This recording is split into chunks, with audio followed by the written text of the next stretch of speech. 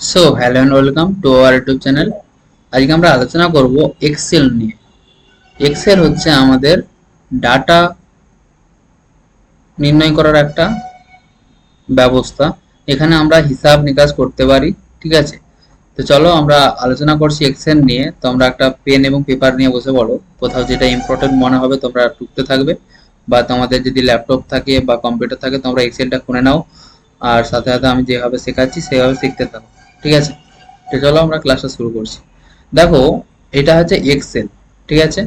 তো এক্সেল হচ্ছে, at first যদি বলতেই হয়, এক্সেল হচ্ছে দেখা যাচ্ছে আমরা ম্যাথামেটিক্সে পড়েছি, এই যে যেটা সিলেক্ট করলাম এটা হচ্ছে কিনা কলাম, এ একটা কলাম, সি একটা কলাম, ডি একটা কলাম, আর দেখতে পাচ্ছি ওয়ান একটা রো, টু একটা রো, থ্রি একটা রো, অর্থাৎ অনেকগুলো রো অনেকগুলো কলামের সংখ্যা নিয়ে তৈরি হচ্ছে আমাদের কি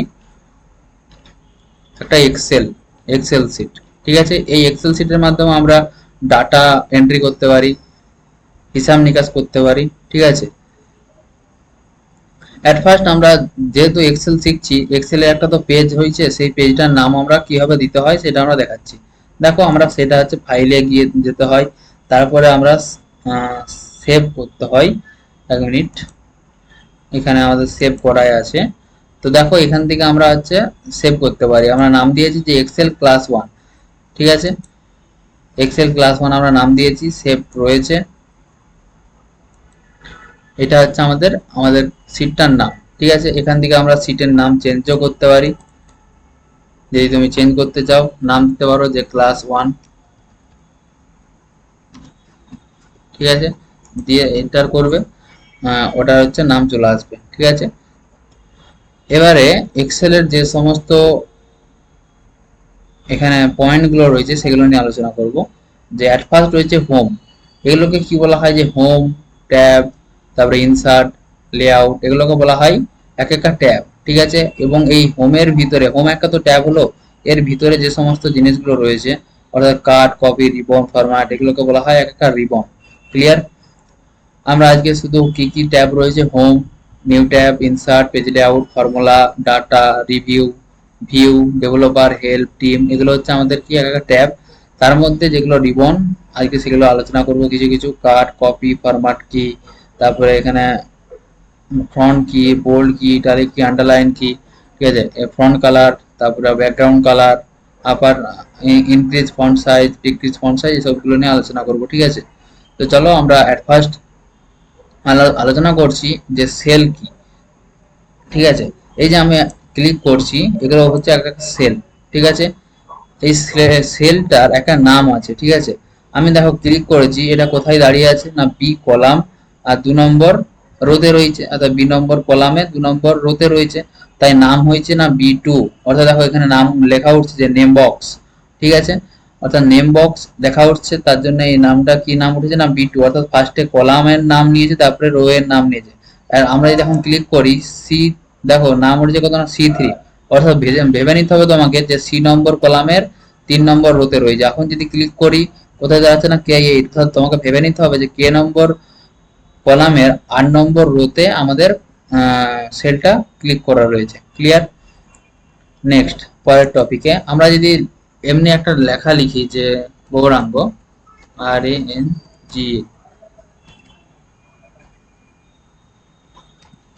ঠিক আছে? দেখো দেখা যাচ্ছে লেখাটা দেখতে পাচ্ছ যে 1 নম্বর যে সেলটা, এই সেলটা থেকে নামটা পেরিয়ে গেছে, ঠিক আছে?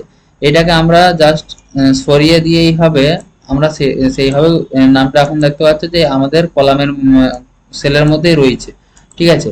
কিন্তু দেখা যাচ্ছে এরকম ভাবে যদি সরাতে থাকি তাহলে নিচেও অনেকটা গ্যাপ পড়ে রয়ে যাচ্ছে, এই যে অনেকটা গ্যাপ রয়ে যাচ্ছে, ঠিক আছে? যেখানে এই এই এই সেলগুলোর সাইজ অনেক ছোট, কিন্তু এই সেলগুলোর সাইজ অনেক বড়, ঠিক আছে? এক্ষেত্রে যদি আবার যদি বড় লেখা করি সেক্ষেত্রে কি হবে, যে এইভাবে যদি লিখতে থাকি,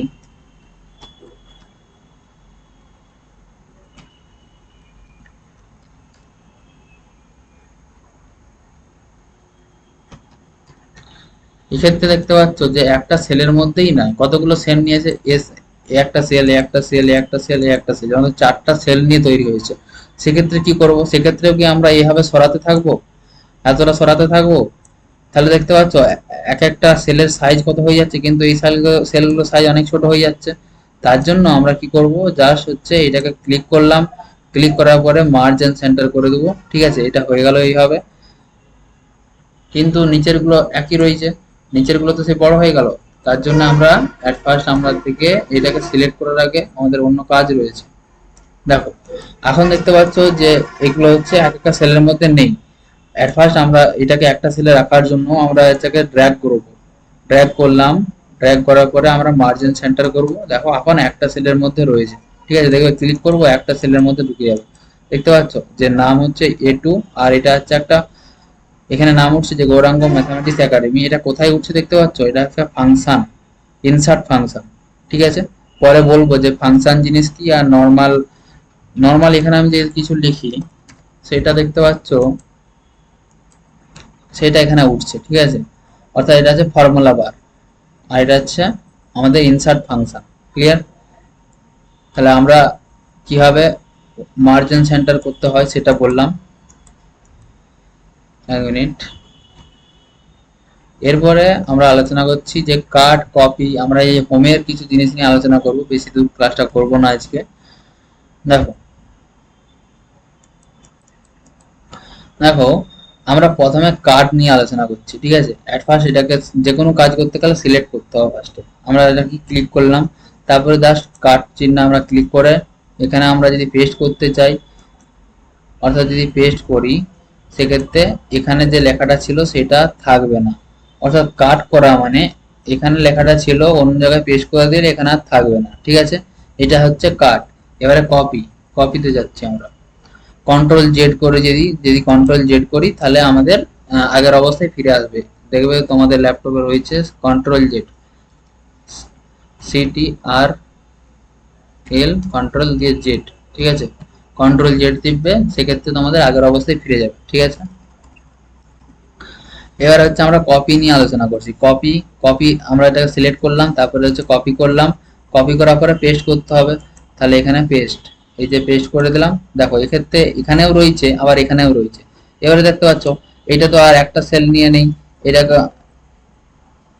এক মিনিট, এটা একটু সরিয়ে দিলে আমাদের ঠিক চলে আসবে। কিন্তু আমরা এটাকে মার্জিন সেন্টার যদি করে দিই তাহলে এটার মতো হয়ে যাবে। দেখো মার্জিন সেন্টার করে দিয়েছি, এটার মধ্যে চলে আসছে। ঠিক আছে, তাহলে কাট আর কপির মধ্যে বুঝতে পারলে সমস্যাটা মানে পার্থক্যটা কি। কাট মানে হচ্ছে এখানে আর থাকবে না, কপি মানে এখানেও থাকবে এখানেও থাকবে। ঠিক আছে, next format painter. Format painter জানতে গেলে তার আগে আমাদেরকে একটু এগুলো নিয়ে একটু কাজ করতে হবে। দেখো আমরা এর সাইজটাকে অ্যাট ফার্স্ট বড় করতে পারি। কত সাইজ রয়েছে, 11 রয়েছে, সেটাকে আমরা বাড়াতে পারি, 48 করতে পারি। অনেক বড় হয়ে যাচ্ছে, আমরা একটা নর্মাল সাইজের মধ্যে রাখছি, সেটা হচ্ছে এই 12 বা 11। ঠিক আছে, এটাকে এই ইনক্রিজ ফন্ট সাইজ এটা দিয়ে বাড়াতেও পারি। ঠিক আছে, আমরা বাড়াচ্ছি না,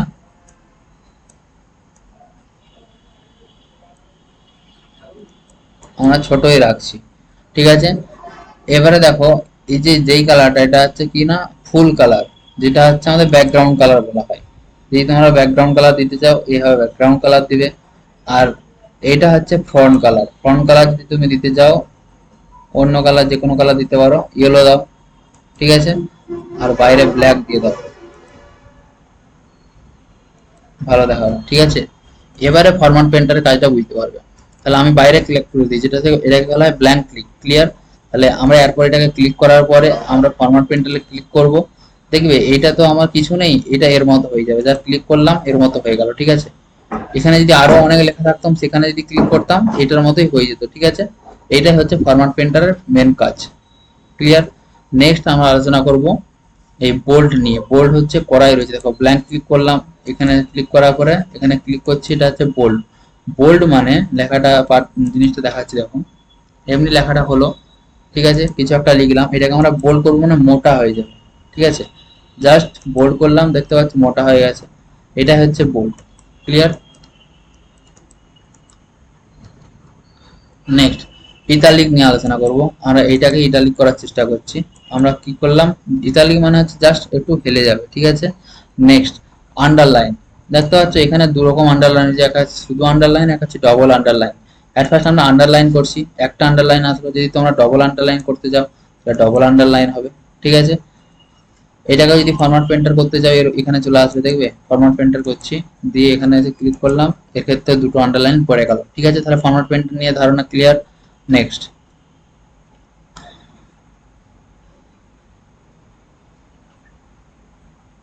আমরা তাহলে আজকে হোমের এই কার্ড কপি ফরম্যাট ক্লিপবোর্ডটা শিখলাম আর ফ্রন্টটা শিখলাম, ঠিক আছে। এর পরের ক্লাসে আমরা এগুলো শিখবো, তার আগে আমি এটা বলেই দিচ্ছি, ঠিক আছে। অ্যালাইনমেন্ট যেটা,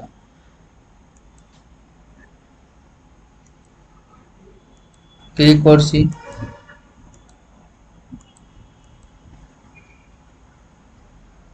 তার মধ্যে অ্যালাইনমেন্টের মধ্যে আমরা মার্চেন্ট সেন্টারটা শিখলাম আজকে, ঠিক আছে। পরের ক্লাসে আমরা বাকি জিনিসগুলো শিখবো, নাম্বার, স্টাইল, ঠিক আছে। তো চলো আমরা আজকে ক্লাসটা শেষ করছি। ভালো লাগলে তোমরা চ্যানেলটিকে সাবস্ক্রাইব করবে, শেয়ার করবে, কোথাও না বুঝতে পারলে কমেন্ট করবে, ঠিক আছে। তো চলো আমরা ক্লাসটা শেষ করছি।